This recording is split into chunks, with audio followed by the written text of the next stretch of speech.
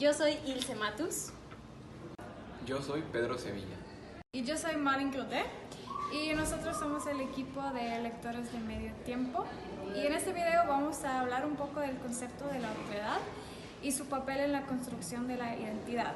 Y para eso vamos a usar como apoyo el cuento Ada, que es un cuento del libro 222, Patitos, de Federico Falco, para ilustrar algunos ejemplos.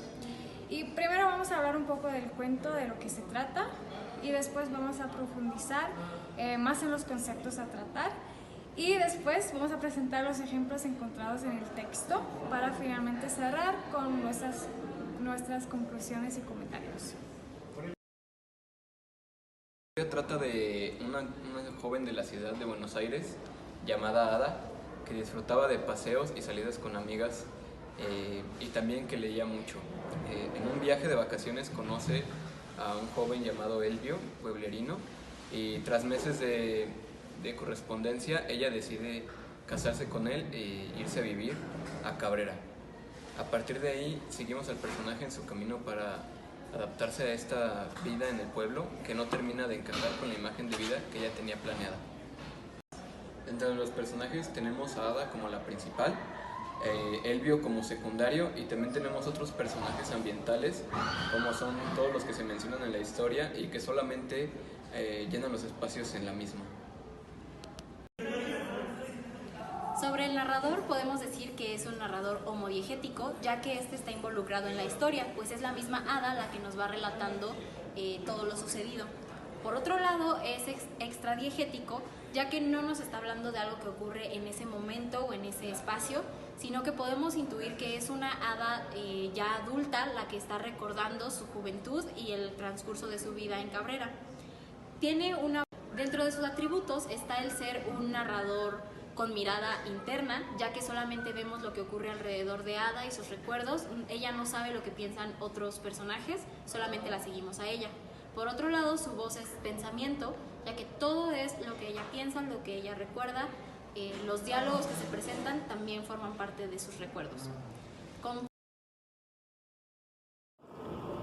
Tras revisar varias definiciones, para este trabajo vamos a entender a la otredad como el concepto que hace referencia al reconocer a las personas a mi alrededor como entidades diferentes a mí. Es el reconocer y percibir todo aquello que es ajeno a nosotros. De acuerdo con María Rafino, la identidad son aquellas características propias de un individuo o un grupo que los hace diferenciarse del resto. Esto siempre depende del contexto en el que se vive, así como la historia propia de la persona. Además, es importante puntualizar que la identidad no es un concepto estático, sino que se va construyendo y se va modificando a lo largo de nuestra vida. Por ejemplo, en el trabajo La discriminación de género y la otredad de la socióloga Yolanda Barros, encontramos que la identidad y la otredad son dos conceptos que se relacionan de forma opuesta, ya que la identidad es todo lo que soy, mientras que la otredad es el reconocimiento de todo aquello que no soy yo. Hablando de autores relacionados, el concepto de otredad ha sido tema de discusión para muchos autores. Por ejemplo, durante la clase hemos leído el cuento del otro, que es de Jorge Luis Borges, donde se aborda este tema. Y este tema es parte clave para responder una de las preguntas humanas más básicas, que es ¿quién soy yo? Además podemos mencionar este autor francés que se llama Simone de Beauvoir y Hegel, que es de Alemania. Por ejemplo, el autor francés Beauvoir, que mencionamos anteriormente, también empezó a hablar sobre las cuestiones de identidad y otredad, pero más enfocadas a las cuestiones de género, donde reconocía al hombre como uno y a la mujer como otro, dadas sus características físicas, emocionales y mentales. Ahora vamos a realizar el análisis del libro, ya que en esta historia encontramos varios ejemplos de otredad y de identidad, pues en general la historia nos muestra cómo esta chica Ada no logra sentirse identificada en el pueblo, donde constantemente se está cuestionando si pertenece ahí, si eso es lo que ella quiere, y encontramos puntos de vista encontrados entre lo que piensan su esposo, sus hijos, las demás personas del pueblo, sus amigos de la ciudad, cómo todos tienen una visión distinta a la de ella. Y a continuación nuestros ejemplos van a mostrar más a detalle estos puntos.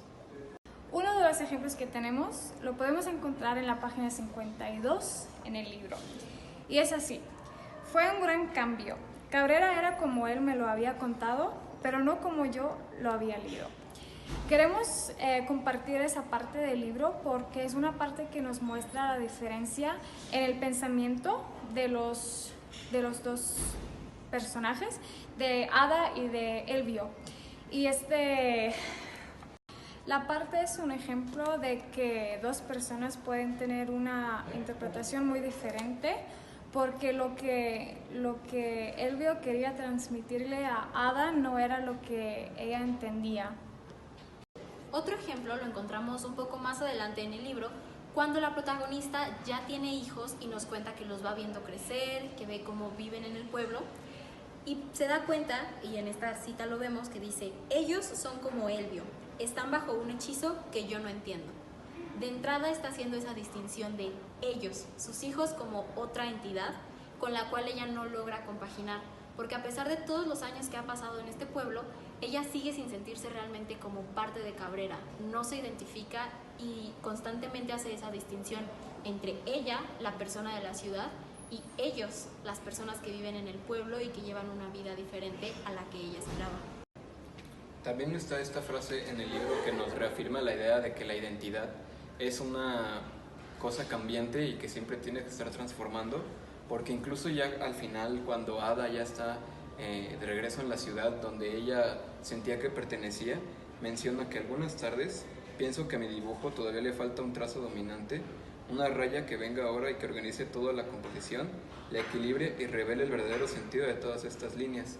Y es con esta analogía del dibujo hecho con varios puntos y que se unen los puntos para formar un dibujo, que ella dice que aún estando ya donde ella creía que pertenecía, no encuentra todavía ese dibujo que complementa su identidad o que dice quién es en realidad. Al final vamos a hablar un poco de nuestras conclusiones, de nuestros comentarios del cuento. Y por la parte de la lectura podemos concluir que su propósito general va más allá del entretenimiento. Es una lectura ligera y entretenida, pero en el fondo busca generar como que un despertar en el lector y motivarlo a cuestionar quién es, que se identifique con el protagonista y tome conciencia de su propia, digamos, existencia y relación con quienes lo rodean. Finalmente, para concluir también la parte de la identidad, tenemos una frase de Gabriel García Márquez que dice: los seres humanos no nacen para siempre el día que sus madres los alumbran. La vida los obliga a parirse a sí mismos una y otra vez, a modelarse, a transformarse, a interrogarse, a veces sin respuesta, y a preguntarse para qué diablos han llegado a la tierra y qué deben hacer en ella. Por lo que concluimos que siempre va a existir una necesidad de definir esta identidad, porque finalmente esta es la que sirve de guía de nuestras acciones y la gente actúa de acuerdo a lo que es. Con respecto a la otredad, podemos concluir que es un concepto técnicamente sencillo, pues básicamente es reconocer que el otro es diferente y que hay algo más allá de mí. Pero en la práctica es un ejercicio de reflexión, de análisis e introspección que demanda mucho de nosotros. Es más complejo y nos lleva a cuestionarnos aspectos más profundos de nuestra vida.